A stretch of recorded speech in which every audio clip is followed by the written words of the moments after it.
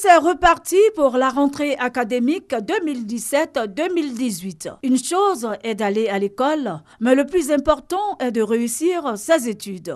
Samuel Adé, élève en classe de 5e, en est conscient, tout comme Sarah, élève en classe de 6e. Pour eux, les astuces pour réussir leurs études, c'est de mieux entamer le début de l'année. Pour réussir à l'école, il faut étudier, il faut apprendre ses leçons et il ne faut pas tricher, il faut beaucoup réviser à la maison. Moi, je commence à me mettre au travail dès maintenant parce que ce collège est un collège d'excellence. Seuls les élèves travaillent peuvent réussir leur cycle scolaire.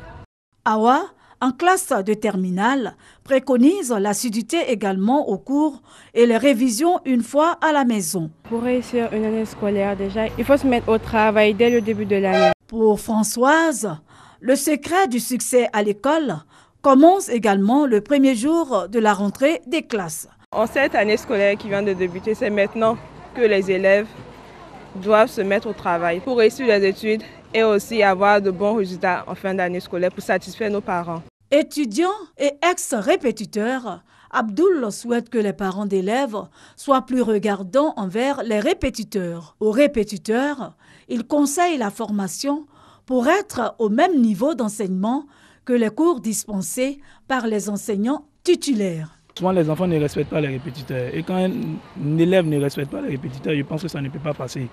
Quand le parent est là, il doit donner des conseils à son enfant, au répétiteur. Et puis le répétiteur doit être mature quand même. Le parent doit tester le répétiteur avant de dire un rendement bien. Et puis essayer de chaque trimestre voir réellement évaluer. Et puis le répétiteur doit, je pense, aller à l'école, rencontrer les professeurs, comment l'enfant travaille à l'école, comment l'enfant travaille avec lui. Essayer de créer une équation au fait avec l'enfant, le parent, le répétiteur avec les professeurs.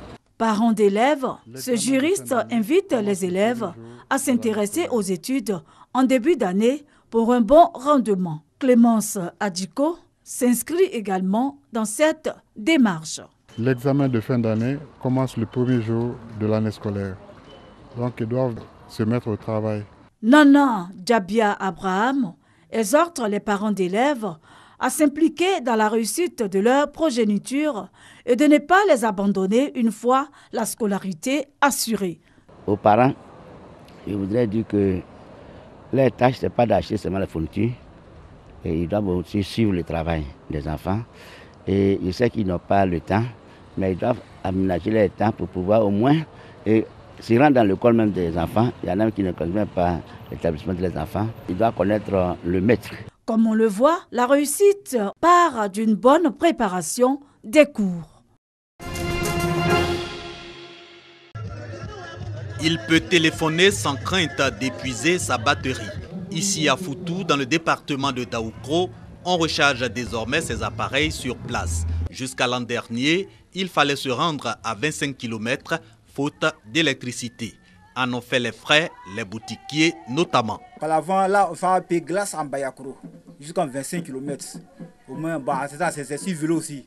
Dès que tu as un peu de glace là-bas pour arriver, c'est déjà déglacé. Lampe torche abandonnée, mais pour l'avènement de l'électricité, que de péripéties. Foutou, qui a raté l'infrastructure en 2004, a été omis de la liste des villages bénéficiaires du programme présidentiel d'urgence à l'occasion de la visite d'État effectuée en 2014 par le président Alassane Ouattara dans la région de Lifou. Et je suis allé à la Côte d'Ivoire Énergie.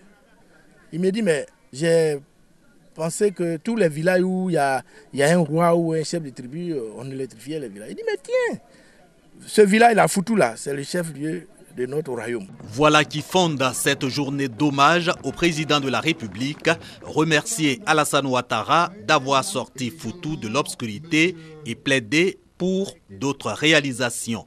Des doléances que le représentant du ministre du Pétrole et de l'Énergie promet de transmettre à Thierry Tano sans engager avec l'appui des élus de la région de Lifou les populations de Foutou à la cohésion. Les cadres de ce village doivent s'entendre car les intelligences lumineuses n'ont pas le droit de se mettre en exil du développement commun.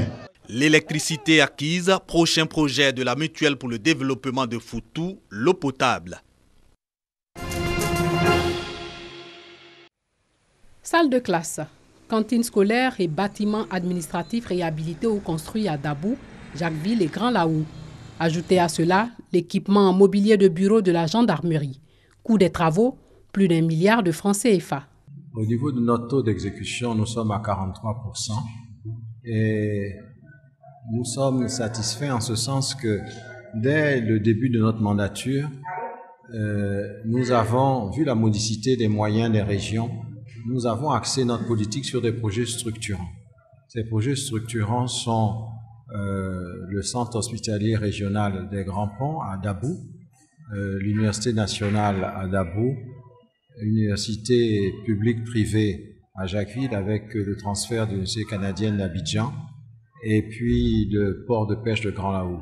Valeur aujourd'hui, dans 2 mois, les travaux du centre hospitalier régional à Dabou vont démarrer. L'évaluation des travaux réalisés dans les 3 départements a été faite lors de la 2e session ordinaire du Conseil régional des Grands Ponts. Le budget alloué à l'éducation, à la santé, à l'hydraulique, aux infrastructures routières et à l'électrification est estimé à plus de 4 milliards de francs CFA pour l'année 2018. Le 22 septembre 1980, l'Irak laïque de Saddam Hussein attaque l'Iran islamique de l'imam Khomeini. Au cœur du conflit, le faible Chat al-Arab, un conflit officiellement territorial entre ces 2 pays qui ont en commun plus de 1000 km de frontières. En réalité, l'avènement de la République islamique l'année précédente en Iran a changé la donne dans toute la région. L'Irak craint une contagion de l'intégrisme chez les musulmans chiites de son pays. Dès avant le conflit Irak-Iran, la France se range aux côtés de l'Irak. Un accord est signé le 18 novembre 1975 par lequel la France apporte à l'Irak son savoir-faire en matière nucléaire. Elle lui livre dès 1981 14 kg d'uranium-235. L'Irak est donc encouragé par les Occidentaux, des Soviétiques et bien sûr des pays arabes, tous voulant profiter de l'affaiblissement apparent du régime khoméiniste pour lui donner le coup de grâce. L'Iran ne trouve pour seul allié que l'État d'Israël. La guerre durera 8 ans et fera 1 million de morts. Elle aura pour principal effet de ressouder le peuple iranien autour des mollahs ainsi que de relancer le conflit pluriséculaire entre Perses et Arabes, chiites et sunnites. L'Irak accuse son voisin de diverses provocations, y compris un attentat contre son ministre des Affaires étrangères, le chrétien Tarek Aziz. Il revendique aussi quelques îles dans la voie fluviale du Chat al-Arab qui débouche sur le golfe Persique.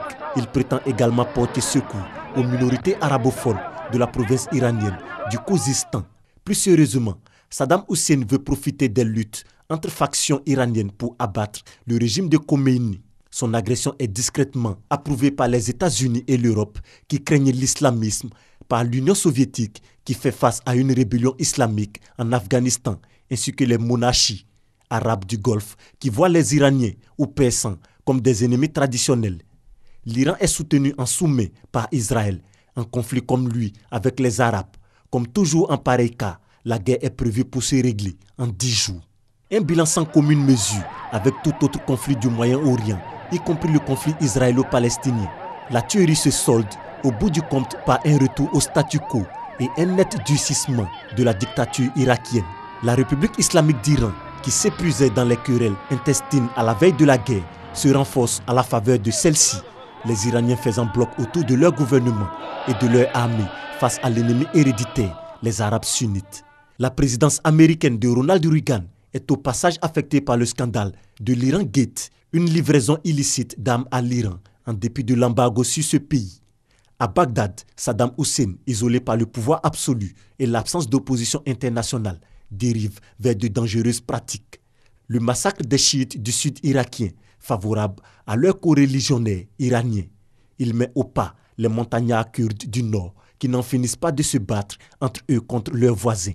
Le dimanche 16 mars 1988, il emploie des gaz de combat contre ses propres sujets dans la ville kurde de Halabja, en violation de toutes les conventions internationales.